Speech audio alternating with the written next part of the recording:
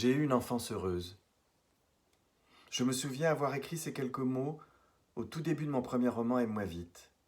C'était il y a longtemps, en 1992. Une enfance heureuse, tout le monde la souhaite. Certains l'ont vécue, parfois sans le savoir et même en l'oubliant, d'autres non.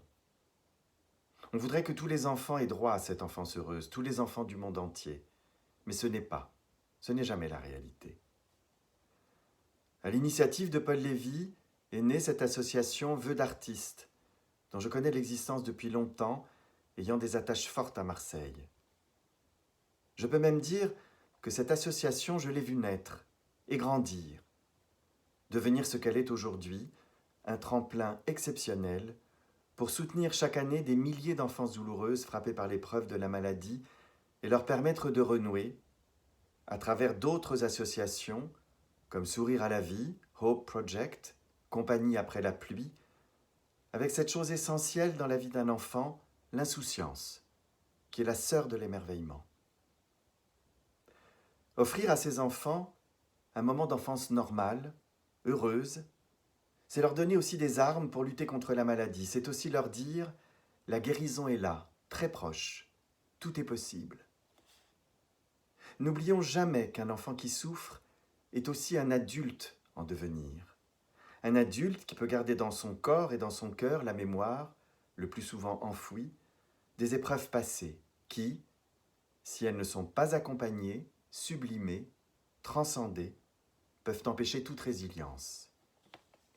Et c'est ici que Vœux d'artiste prend toute sa signification, sa valeur symbolique, sa juste dimension humanitaire. Car l'art est pour les enfants éternels que sont les artistes, j'en sais quelque chose, la possibilité de transcender le souvenir du mal et du trop de douleur, d'ouvrir d'autres portes, de puiser dans l'esprit la force et la résilience des cœurs et des corps. Acheter une œuvre d'art à Vœux d'artiste, en ligne cette fois, puisque le coronavirus nous empêche cette année de nous réunir, c'est offrir à l'enfance meurtrie quelque chose de cette enfance éternelle qui se trouve au cœur même de l'artiste qui l'a créée. Ce geste, nous pouvons et nous devons tous le faire. Permettre à des enfants de partir en bateau, de faire du sport à l'hôpital, d'avoir des contacts avec les chevaux, de suivre un apprentissage artistique, de partir en voyage au bout du monde, de monter un spectacle, c'est leur rendre une part de cette enfance que leur maladie leur a ravie. Alors, soyons généreux, pour eux, à travers celles et ceux pour qui la création est essentielle, synonyme de sublimation et de délivrance, et remercions tous les bénévoles qui œuvrent dans l'ombre pour qu'une telle association existe. Je suis du pays de mon enfance, disait Giono. Je vous souhaite d'en être aussi et d'y rester toute votre vie. Merci.